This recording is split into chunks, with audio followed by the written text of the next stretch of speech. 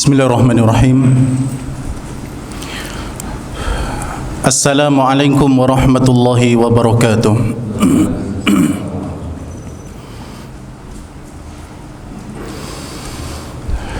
Alhamdulillahi wa kafa. Wassalatu wassalamu ala nabiyyina al-mustafa wa ala alihi wa ashabihi wa man ihtada, amma ba'du. Jamaah kaum muslimin wal muslimat rahimani wa rahimakumullah. Segala puji hanya milik Allah tabaraka wa ta'ala, Rabb semesta alam, yang masih memberikan banyak nikmat kepada kita. Salah satunya adalah nikmat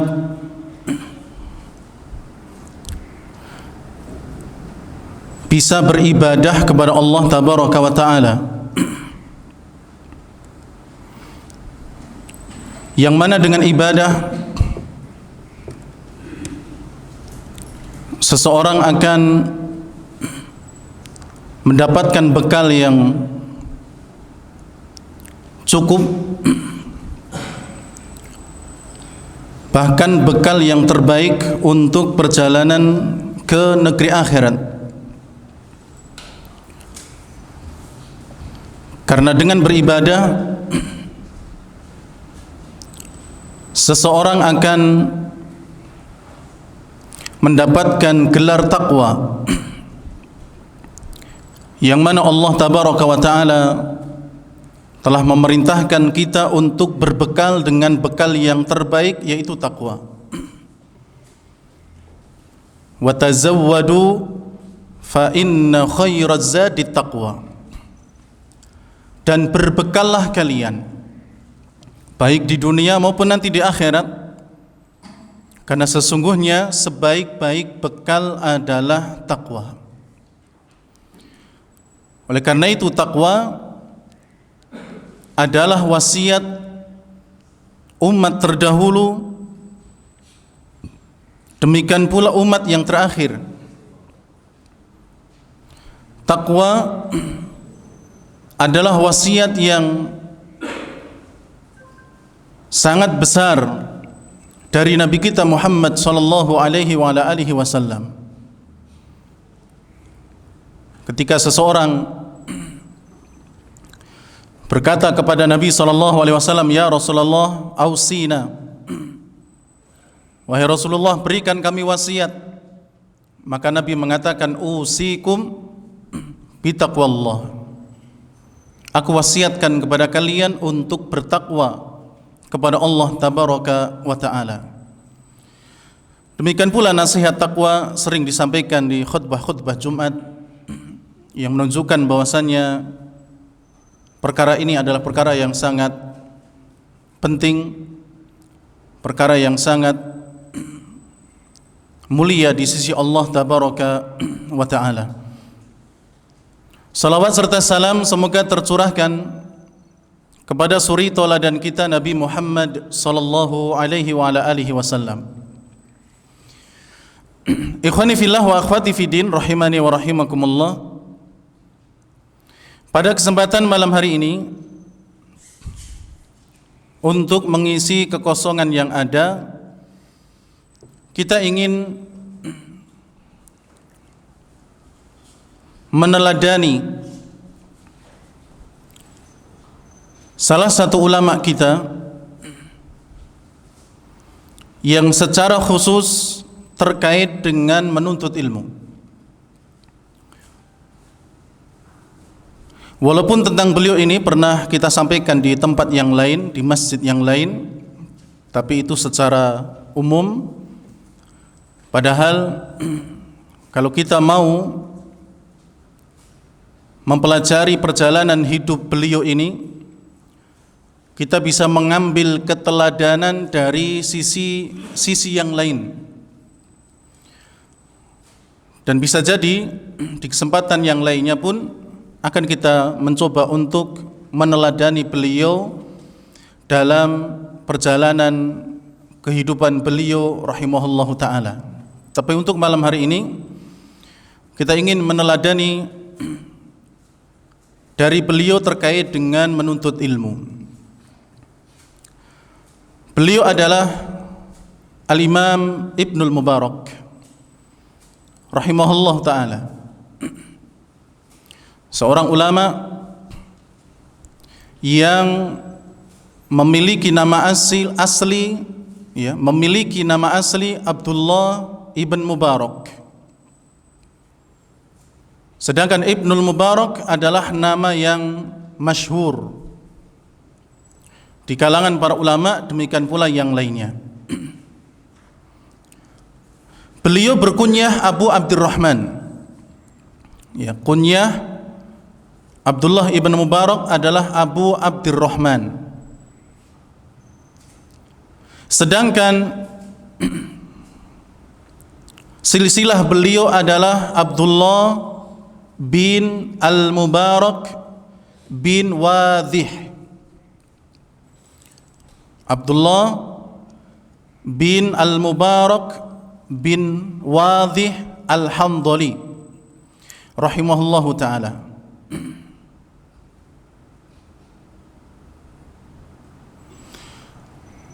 Ibnul Mubarak atau nama aslinya adalah Abdullah ibn Mubarak, berarti pemilik nama terbaik, pemilik salah satu nama yang dicintai oleh Allah tabaraka wa ta'ala, yaitu Abdullah. Sebagaimana Nabi SAW pernah mengatakan, ahabbul asma'i ilallahi Abdullahi wa Abdurrahman, atau kama qala, sesungguhnya nama yang paling dicintai oleh Allah tabaraka wa ta'ala adalah Abdullah dan Abdurrahman. Ya, Abdullah bin Mubarak lahir pada tahun 118 Hijriah. Ya, 118 Hijriah.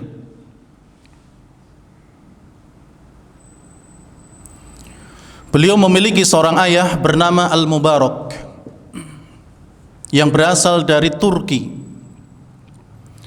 Ya, ayahnya bernama Al-Mubarak, makanya namanya beliau adalah Abdullah ibn Mubarak atau yang dikenal dengan Ibnul Mubarak. Ya, karena bapaknya bernama Al-Mubarak, ya, yang berasal dari Turki, yang mana sang ayah adalah seorang laki-laki yang soleh. Walaupun secara status dia adalah budak, ya, akan tetapi status dalam Islam terkalahkan dengan iman, ya, terkalahkan dengan iman. Apa itu status kalau kemudian imannya memang benar-benar kuat di hadapan Allah tabaraka wa ta'ala? Salah satu muadzin Nabi, Bilal ibn Rabah radhiyallahu ta'ala, seorang budak, tapi beliau diangkat derajatnya oleh Allah tabaraka wa ta'ala di dunia bahkan di akhirat. Bayangkan, suara terompah Bilal sudah sampai ke surga, sedangkan saat itu Bilal masih hidup. Demikian pula keluarga Ammar ibn Yasir radhiyallahu ta'ala anhum. Ibunya Ammar menjadi mujahidah pertama kali dalam Islam, wanita pertama kali yang meninggal dalam keadaan syahid. Bapaknya juga demikian. Bahkan Nabi SAW pernah mengatakan kepada mereka, keluarga Ammar ibn Yasir yang saat itu sedang disiksa, dan Nabi belum bisa membantu apapun saat itu kecuali doa. Nabi mengatakan, sabron ala Yasir, ya, bersabarlah wahai keluarga Yasir, inna mau'idakumul jannah, sesungguhnya janji untuk kalian, tempat kembali kalian adalah surga. Keluarga Ammar ibn Yasir dari kalangan budak. Ya, Yasir seorang budak, Sumayyah seorang budak. Ya, tapi status mereka tidak ada apa-apanya di sisi Allah Tabaraka wa Ta'ala. Status mereka diangkat karena keimanan mereka. Oleh karena itu, Syekh Fauzan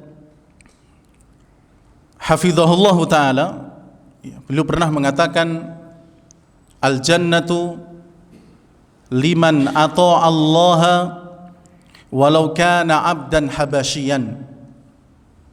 Ya, kata Syekh Fauzan hafizahullah ta'ala, surga itu dipersiapkan untuk siapapun yang mentaati Allah, walau kana abdan habasyian, sekalipun dia berasal dari budak Habasyi, ya, budak dari Ethiopia, tapi kalau dia mentaati Allah, surga miliknya.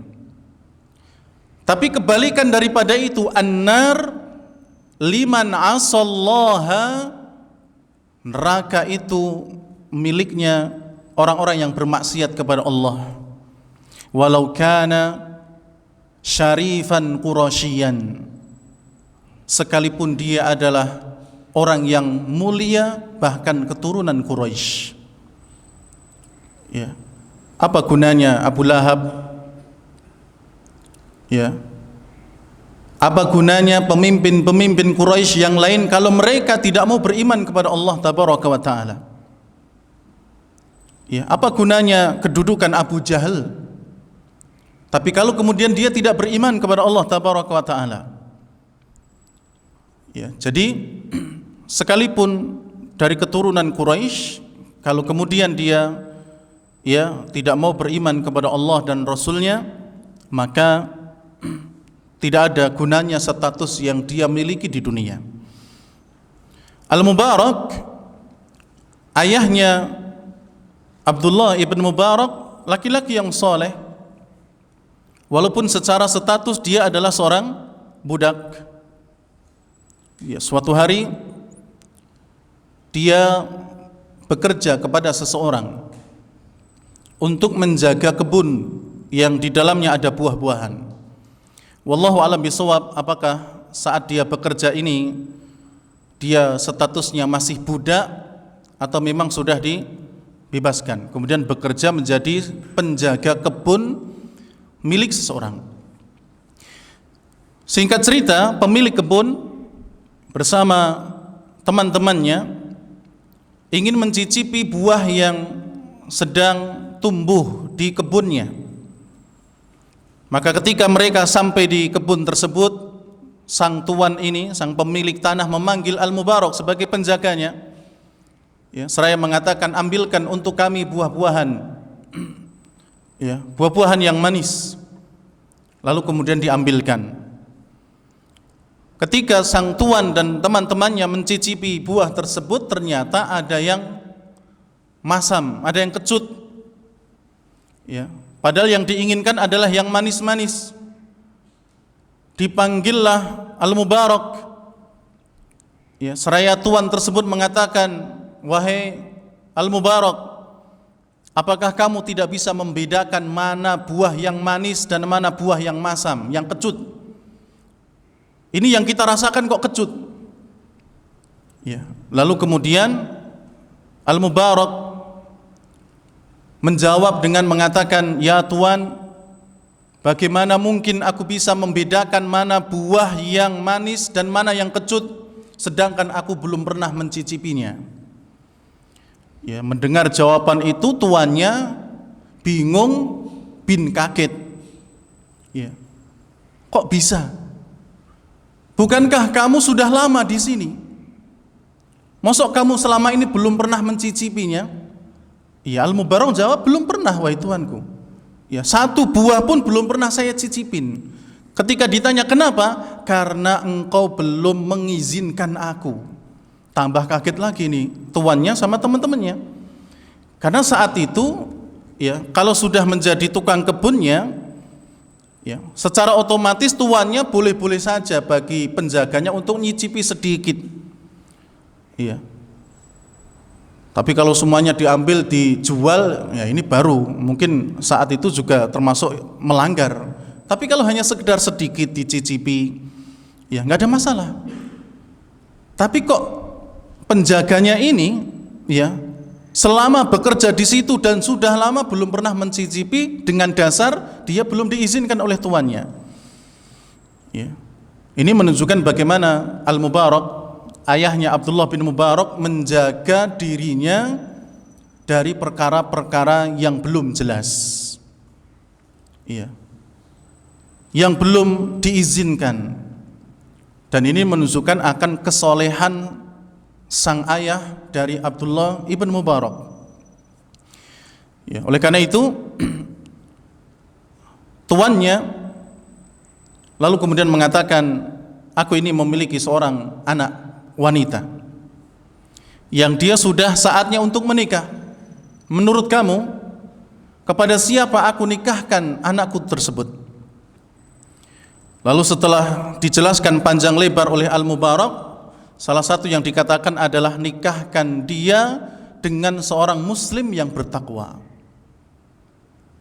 Iya, nikahkan dia dengan seorang muslim yang bertakwa. Lalu kemudian tuannya mengatakan, tidaklah aku melihat kamu kecuali laki-laki yang bertakwa, nikahi putriku. Ya, akhirnya kemudian dinikahkan. Ya. Al-Mubarak, ayah dari Abdullah ibn Mubarak. Dari pernikahan keduanya lahirlah Al-Imam Ibnul Mubarak, sang ulama yang sangat luar biasa dari sisi ilmu dan juga akhlak yang lain. Dan itu berawal dari orang tua yang soleh. Ya, oleh karena itu hendaknya kita pun demikian, untuk berusaha menjadi orang tua yang soleh, terlepas dari kekurangan yang ada pada kita. Ya, tentu kita ini bukan manusia yang sempurna.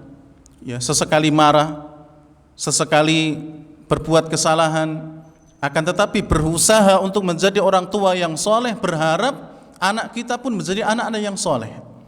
Bahkan berharapnya lebih panjang lagi, anak keturunan kita, entah yang keberapa, mereka menjadi orang-orang yang soleh, ya, orang-orang yang baik. Karena pengaruh orang tua yang baik itu ada, menurun kepada anak keturunan mereka. Ya, ini ya terkait dengan apa? Ayah dari Al-Imam Abdullah ibn Mubarak rahimahullahu ta'ala, dan kisahnya masyhur ya, yang juga disampaikan oleh para ulama. Kemudian ikhwani fillah rahimani wa rahimakumullah, apa saja keteladanan yang dapat kita ambil dari Abdullah ibn Mubarak tatkala beliau menuntut ilmu? Yang pertama, tetap semangat,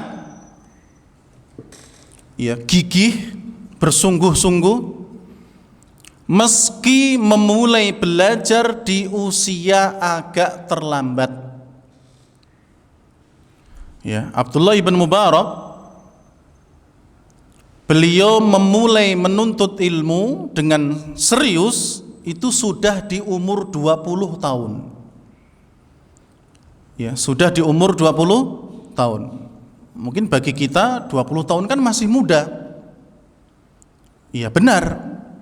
Tapi di zaman itu, bahkan di zaman sebelumnya, orang-orang yang sukses menjadi ulama, banyak di antara mereka yang belajarnya dimulai dari anak-anak. Ya. Umur 20 tahun itu bisa disebut sudah agak terlambat.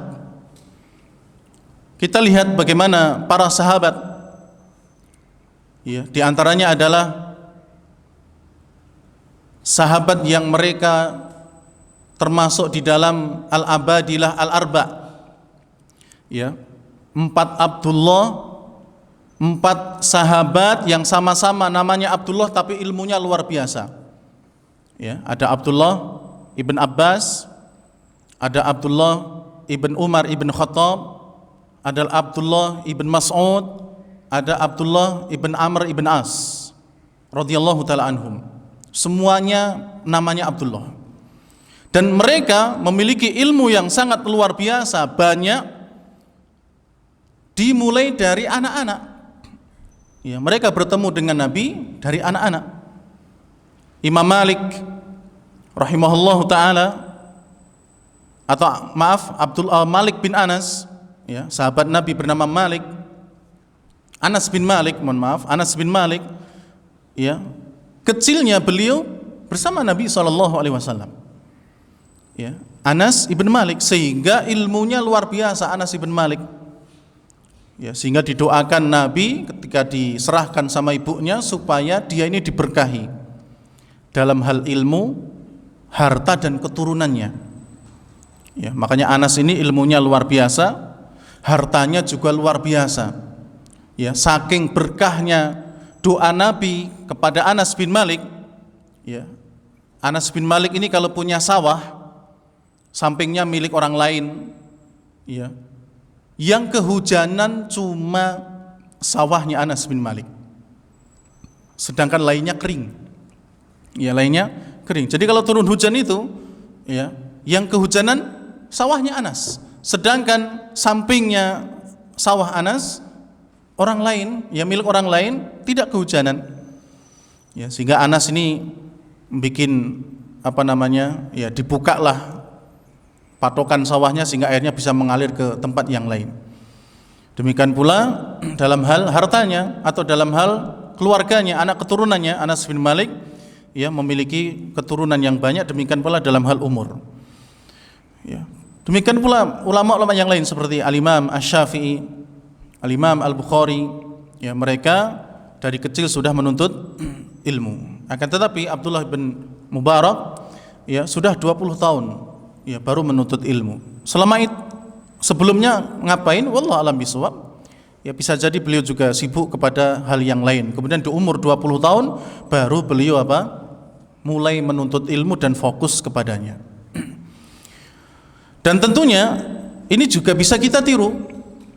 Ya, mohon maaf mungkin kita baru mengenal kajian yang rutin atau mungkin baru mengenal terkait dengan ilmu-ilmu agama ini sudah di usia yang sepuh, di usia yang sudah banyak umurnya, ya tidak masalah. Ya, tidak masalah selama ada kesempatan kita tuntut ilmu. Ya, karena itu kewajiban kita. Selama masih ada umur cari ilmu. Ya, kenapa? Karena tidak ada ruginya. Ya, makanya sering kita sampaikan bahwa menuntut ilmu itu sebenarnya tidak ada kata terlambat. Selama masih ada kesempatan, masih ada usia, kita bisa mencarinya. Ya mungkin terlambatnya secara umur saja. Kenapa enggak pas muda kita bisa belajar dari awal? Kenapa enggak pas masih remaja dan seterusnya? Ya, dari sisi situ saja. Tapi kalau kita masih punya umur, ada kesempatan untuk belajar, kita belajar. Ya, karena itu diantara yang tidak terlaknat di dunia ini. Ya, karena kata Nabi, ad-dunya mal'unatun, dunia itu semuanya terlaknat. Wa mal'unun ma fiha, demikian pula yang ada di dalamnya itu terlaknat. Illa dzikrullah wa mawala, demikian, ya, kecuali zikir kepada Allah dan hal-hal yang serupa dengannya, wa aliman au muta'alliman, demikian pula mereka yang mau mengajarkan ilmu dan juga yang mau menuntut ilmu, itu tidak dilaknat. Ya, oleh karena itu di umur berapapun kita belajar, maka hendaknya kita bersungguh-sungguh sebagaimana yang dicontohkan oleh Abdullah ibn Mubarak, sehingga beliau menjadi seorang alim yang sangat luar biasa. Kemudian yang kedua, jamaah yang dirahmati oleh Allah tabaraka wa taala, di antara keteladanan dari beliau yang dapat kita tiru adalah melakukan perjalanan menuntut ilmu. Ya, melakukan perjalanan menuntut ilmu. Ini yang dilakukan oleh Abdullah ibn Mubarak. Tepatnya pada tahun 141 Hijriah. 141 Hijriah. Berarti saat itu usia beliau kurang lebih 23 tahun. mulai melakukan perjalanan menuntut ilmu keluar dari negerinya. Ya, beliau lahir 118, ya. Kalau sama 141 berarti ya 23 itu. Ya, 23 sekitaran itu tahun beliau baru melakukan rihlah perjalanan menuntut ilmu. Ya, berarti 20 tahun. Ya, sampai 23 tahun itu beliau fokus belajar di negerinya. Sedangkan di tahun ke-23 ya dari umur beliau baru melakukan perjalanan. Ya, talaba Abdullah ibn Mubarak al-ilma wa huwa ibnu 20 sanatan. Di dalam kitab Siyar A'lamin Nubala yang dikarang oleh Al-Imam Adz-Dzahabi rahimahullah, bahwa Abdullah ibn Mubarak itu menuntut ilmu dan fokus kepadanya di saat umur beliau menginjak 20 tahun. Fa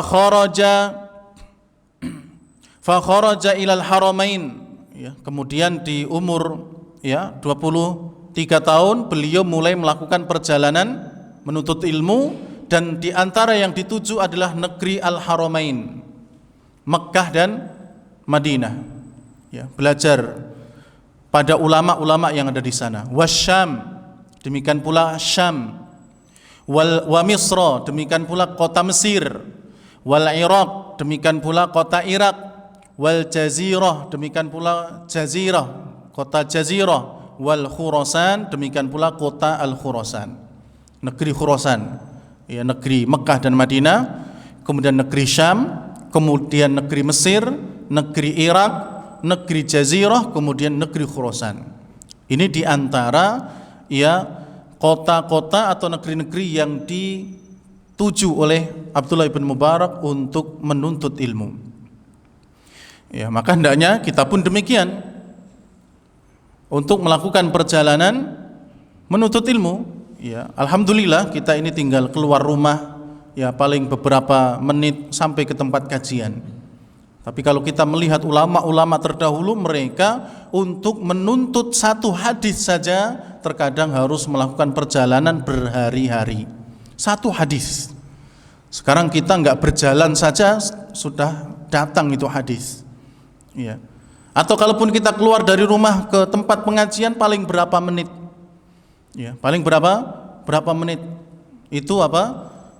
Sangatlah pendek, mudah. Ya, kalau dibandingkan dengan para ulama terdahulu tentu sangatlah jauh.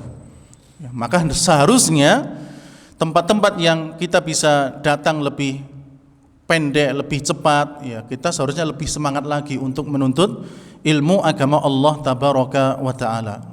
Mumpung masih ada umur, mumpung masih ada waktu.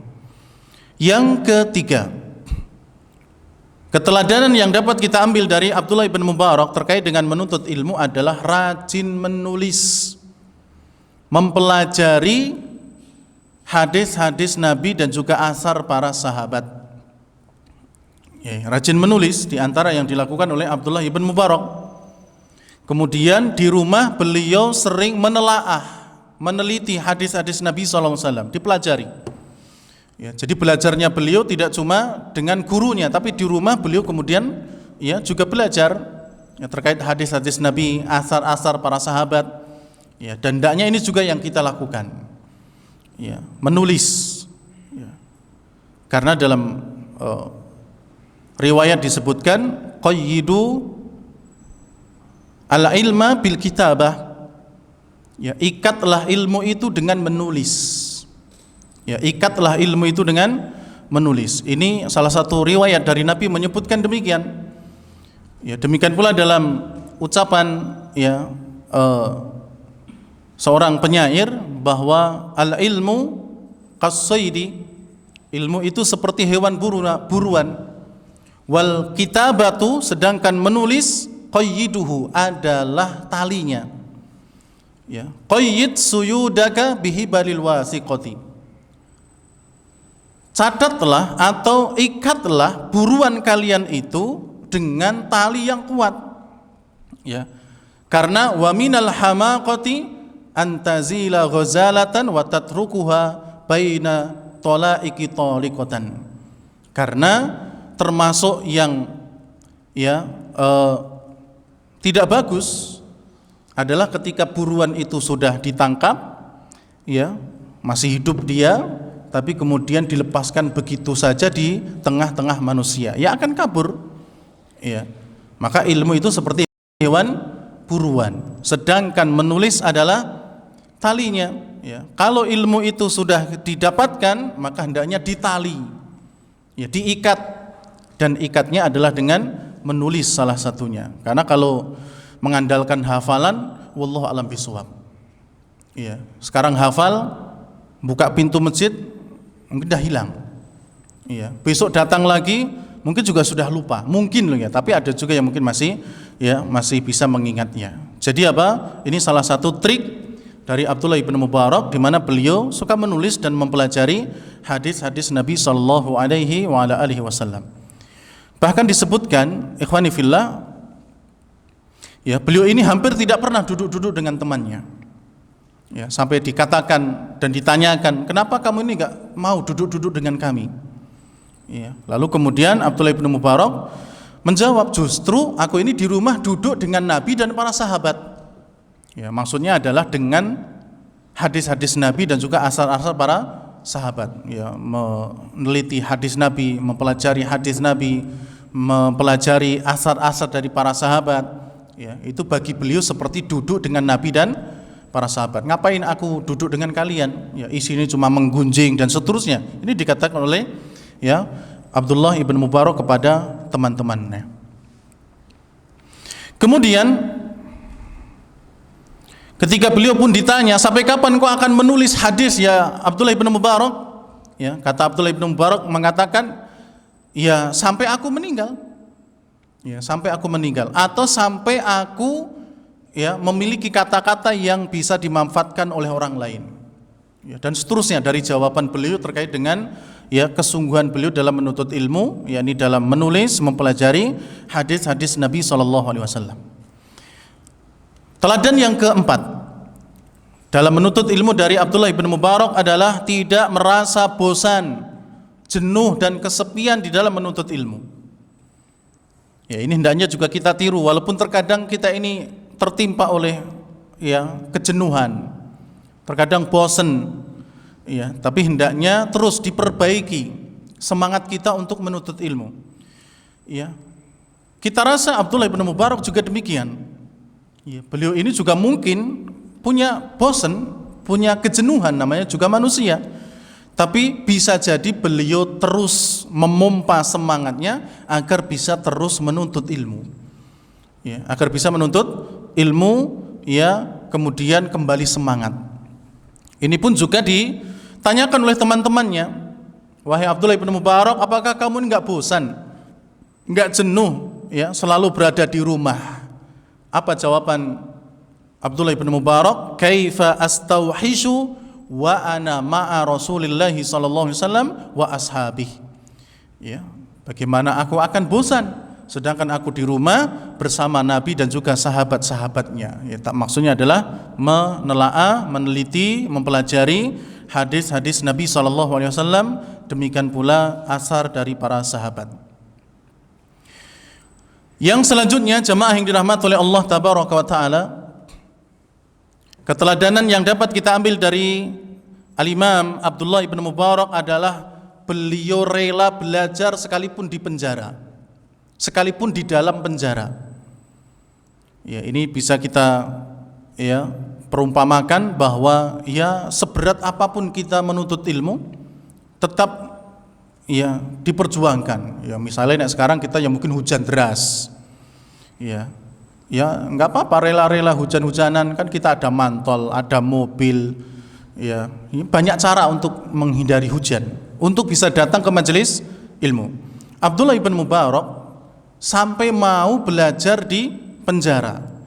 Ya, kisahnya adalah beliau ini memiliki seorang guru, ya, seorang muhaddits bernama Rabi bin Anas al-Khursani.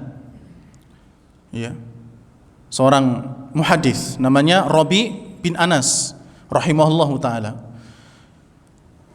Ini guru senior, ya, beliau. Rabi bin Anas ini karena ada sesuatu dengan pemerintah saat itu, beliau dijebak istilahnya, kemudian dihukum. Ya, kemudian dihukum. Kemudian kalau dihukum tentunya sebagai murid Abdullah bin Mubarak tidak bisa belajar dengan Rabi' bin Anas ini rahimahumallahu taala. Maka untuk bisa Al-Imam Abdullah bin Mubarak belajar dengan Rabi' bin Anas di penjara, dia melakukan sesuatu. Ya, yang intinya biar dia juga di penjara. Ya, biar dia juga di penjara sehingga bisa bersama dengan gurunya, kemudian bisa belajar hadis di dalam penjara tersebut. Bayangkan, ya, sampai dia rela untuk kemudian di penjara agar bisa belajar hadis dari gurunya yaitu Rabi' bin Anas. Ini Al-Imam Abdullah ibn Mubarak. Kemudian yang selanjutnya jamaah yang dirahmati oleh Allah Tabaraka wa Ta'ala, keteladanan yang dapat kita ambil dari beliau adalah belajar dari para guru. Ya, belajar dari para guru. Ya, guru beliau sangat banyak. Ya, bahkan pengakuan beliau Al-Imam Ibnu Mubarak, ya, beliau mengatakan aku telah belajar kepada 4.000 guru. Bayangkan 4.000 guru. Dan aku meriwayatkan hadis dari mereka itu sebanyak 1.000 orang. Ya, ini gurunya sangat banyak karena memang rihlah, ya, yang dilakukan oleh Abdullah bin Mubarak itu di berbagai negara, berbagai negeri. Setiap kali di situ ada ulama yang memang ya akidah dan juga manhajnya lurus, beliau akan belajar di situ. Ya, ada berapapun di negeri itu akan didatangi, ya, untuk mengambil ilmu dari mereka. Makanya beliau sampai mengatakan aku pernah belajar kepada 4.000 ulama. Ya. Sedangkan 1.000 dari mereka aku meriwayatkan hadis dari mereka. Ini juga pelajaran bagi kita bahwasannya ya hendaknya kita pun juga memperbanyak guru, ya, tidak cuma 1, 2 dan seterusnya, tapi memperbanyak guru agar kita pun juga mendapatkan ilmu yang banyak yang dapat kita jadikan sebagai ya patokan di dalam agama kita ini. Tentunya kita akan memilih guru-guru yang secara akidah, ya, secara manhaj itu juga yang lurus, yang mereka mengikuti Al-Quran dan Sunnah Nabi SAW ala fahmi salafil ummah. Kemudian jamaah yang dirahmati oleh Allah Tabaraka wa Ta'ala, itu diantara ya keteladanan yang dapat kita ambil dari Al-Imam Ibnu Mubarak dalam hal menuntut ilmu. Dan sebenarnya ada poin yang kita ingin tambahkan terkait dengan buah dari beliau menuntut ilmu secara singkat saja, yaitu yang pertama membuahkan amal dan ibadah. Ya, Abdullah bin Mubarak setelah mendapatkan ilmu agama yang banyak, yang berkah, menghasilkan amal ibadah yang juga luar biasa dari Abdullah bin Mubarak. Ya, bahkan sampai ulama itu mengatakan sifat kebaikan apapun yang ada di para sahabat ada di Abdullah bin Mubarak. Ya, ada di Abdullah bin Mubarak. Dalam hal kedermawanan ada di Abdullah bin Mubarak. Dalam hal ilmu ada di Abdullah bin Mubarak.